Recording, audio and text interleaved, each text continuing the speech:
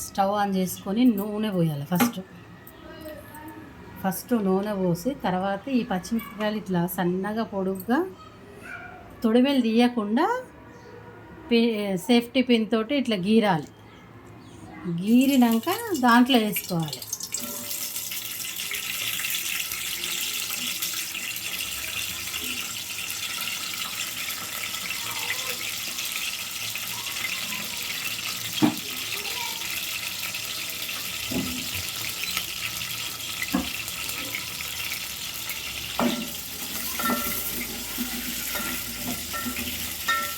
ఇవి కొంచెం మసలగానే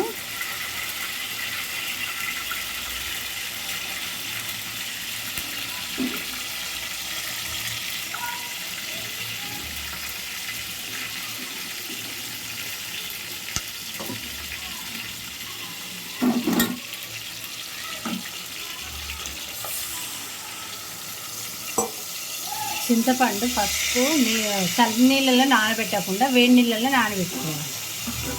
వీలైతే ఒక 5 నిమిషాలు చింతపండు మరిగించినాం అనుకో దాంట్లో నుంచి రసం మంచిగా వస్తుంది. మనకి తక్కువ చింతపండుతోటి ఎక్కువ రసం వస్తుంది ఒక 5 నిమిషాలు మరిగించుకుంటే.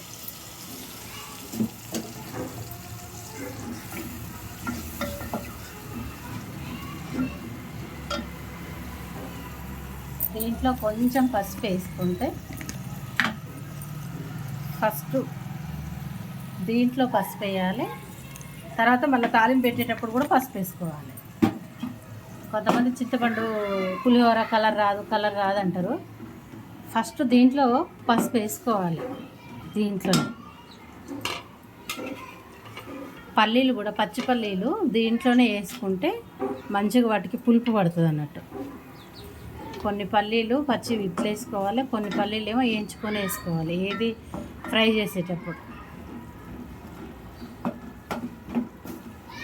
ఇది కొంచెం బాగా మగ్గిన తర్వాత మనం రైస్లో కలుపుకుంటే సరిపోతుంది. దీంట్లోనే సన్నుప్పు కాకుండా క్రిస్టల్ సాల్ట్ అంటారు కదా, దొడ్డు ఉప్పు కంపల్సరీ. చింతపండు పులుసులోకి సన్నుప్పు కంటే దొడ్డుప్పే వేసుకుంటేనే టేస్ట్ వస్తుంది.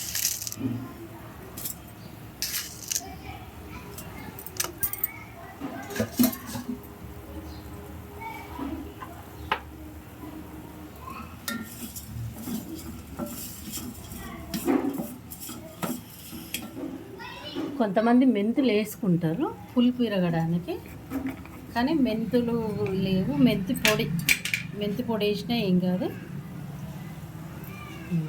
కొంచెం మెంతి పొడి వేసుకోవాలి.